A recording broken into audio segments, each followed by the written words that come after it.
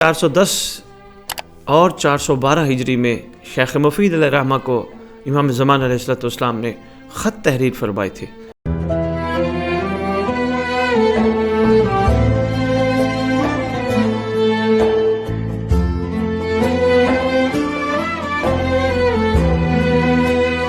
بسم اللہ الرحمن الرحیم۔ السلام علیکم یا علی علیہ السلام مدد۔ قابل قدر ناظرین، معزز سامعین، آپ کا پسندیدہ پروگرام توقیات امام زمان علیہ السلام لے کر آپ کی خدمت میں حاضر خدمت ہوئے۔ تو آج سے ہم انشاءاللہ توقی کا آغاز کرنے لگے ہیں اور کرنے ہی شیخ مفید علیہ الرحمہ کے حوالے سے لگے ہیں۔ میں نے پچھلے پروگرام میں آپ کو بتایا تھا 410 اور 412 ہجری میں شیخ مفید علیہ الرحمہ کو امام زمان علیہ السلام نے خط تحریر فرمائے تھے۔ تو اس خط کے ضمن میں آج پہلی بات کرنے لگے ہیں اور بڑی اہم ہے۔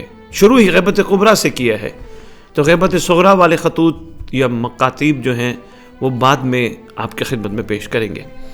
تو معزز سامعین، سرکار کا آپ انداز دیکھیے گا۔ فرماتے راست بھائی، یعنی بہترین قول والے بھائی اور صاحب ہدایت دوست شیخ مفید ابی عبداللہ محمد بن نعمان کے لیے آگے سرکار نے دعا فرمائی، اللہ تعالیٰ ان کے اعزاز کو دائمی فرمائے۔ اپنا تعارف بڑے خوبصورت انداز میں سرکار نے فرمایا۔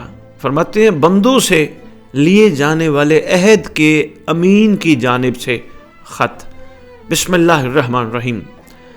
بڑا طویل اور تفصیلی خط ہے، میں آپ کی خدمت میں مختصر سا عرض کروں گا تاکہ آپ کا زیادہ وقت میں نہ لے سکوں اور بات آپ تک پہنچ جائے۔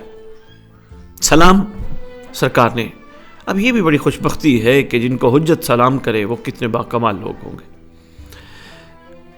تعارف کا انداز دیکھیے گا۔ فرماتے آئے دوست جو دین میں مخلص اور ہمارے بارے میں یقین کے ساتھ مخصوص ہے، یعنی تعارف کیا شیخ مفید کا۔ ایک تو دین میں مخلص، بڑا مشکل ہے دین میں خلوص کے ساتھ چلنا، بڑا مشکل ہے، اور اپنے بارے میں یقین کے ساتھ مخصوص، یعنی آل محمد کے بارے میں یقین کے ساتھ مخصوص، پھر پروردگار کی حمد کے ساتھ، اور پھر اب ایک دعا پھر امام زمان نے دی، وہ بڑی کمال ہے۔ سرکار فرماتے اللہ تعالی حق کی نصرت کے لیے تمہاری توفیق کو ہمیشہ برقرار رکھے۔ کتنی خوبصورت دعا ہے۔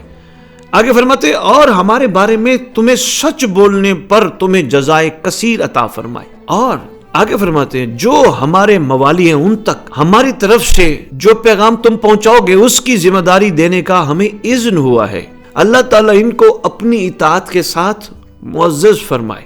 گفتگو فرماتے ہیں اگرچہ اپنے بعید مکان کے ذریعے ظالموں کے مساکن سے ہم بہت دور ہیں، لیکن اب دیکھیے شیعوں پر کرم، اور کیا کرم ہو شیعوں پر۔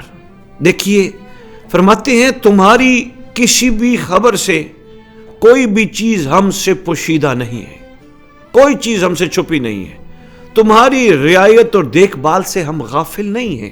اللہ اکبر۔ پھر فرماتے ہیں اور نہ تمہاری یاد کو ہم بھلاتے ہیں، اگر ایسا ہوتا تو تم پر سختیاں نازل ہو جاتی یا دشمن تمہیں جڑ سے اکھاڑ دیتا۔ اللہ جل جلالہ سے ڈرو اور اس فتنے سے اپنی نجات کے لیے ہماری معاونت کرو۔ یعنی امام زمان علیہ السلام پسر حسین اپنی نصرت طلب کر رہے ہیں، ہماری معاونت کرو جو تم پر چھا گیا ہے، جس فتنے میں وہ ہلاک ہوگا جس کی مدت قریب۔ تفصیل فرماتے آگے فرماتے اللہ اپنے نور کو پورا کر کے رہے گا، خواہ مشرکین کو ناگوار ہی کیوں نہ لگے۔ آگے بڑا خوبصورت جملہ ضمانت دے رہے ہیں امام۔ فرماتے ہیں میں اس شخص کی نجات کا ضامن ہوں جو اپنی جگہ کو نہ چھوڑے، یعنی جہاں وہ کھڑا ہے مضبوطی سے ڈٹا رہے، کھڑا رہے، یعنی اگر حق پر پہنچ چکا ہے تو وہاں سے ہلے نہ، اپنی جگہ کو مت چھوڑے۔ آگے فرماتے ہیں آگاہ ہو جاؤ تمہارے لیے آسمان سے ایک روشن نشانی ظاہر ہوگی اور اس کے ساتھ ہی زمین سے اس جیسی نشانی ظاہر ہوگی۔ پھر گفتگو فرمائی تفصیل سے امام نے۔ بس اس کا جو خط کا آخر ہے وہ میں صرف آپ کو سنانا چاہ رہا ہوں۔ امام فرماتے پس تم میں سے ہر وہ شخص، اب یہ غور فرمائیے گا، خدا را اس بات کو لائٹ نہ لیجئے گا، بہت اہم اور بہت ہی اہم ترین بات ہے۔ امام فرماتے پس تم میں سے ہر ایک وہ عمل کرے جس کے ذریعہ وہ ہماری محبت کے قریب ہو، اور ایسے عمل سے اجتناب کرے، یعنی رک جائے جو اسے ہماری کراہت اور ناراضگی کے قریب کر دے۔ یہ بہت بڑا پیغام ہے امام کا۔ آگے فرماتے ہیں کیونکہ اب فرما رہے اپنے ظہور کا اشارہ دے رہے کیونکہ ہمارا امر اچانک اور بے خبری میں آئے گا۔